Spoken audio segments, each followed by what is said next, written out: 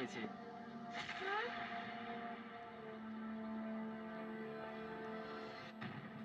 হাসি, তুমি আমার সাথে এমন কেন করছো?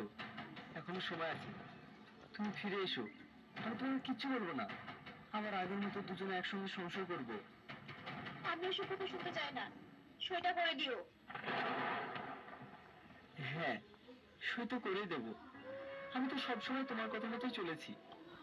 তুমি ভালোবাসতে বললে ভালোবাসলাম, তোমাকে নিয়ে পালিয়ে আসতে বললে তাও নিয়ে আসলাম, বিয়ে করতে বললে করলাম। এখন ডিভোর্স পেপারে সই করতে বলছো, ওটাও করে দেবো, ভয় নেই।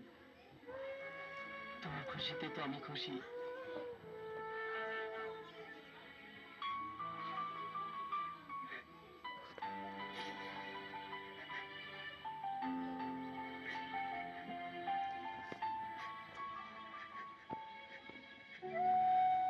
কাঁদিস না বাবু, তোর কপালে যা ছিল তাই হয়েছে। কিন্তু মা, আমি যে হাসিকে অনেক ভালোবাসতাম।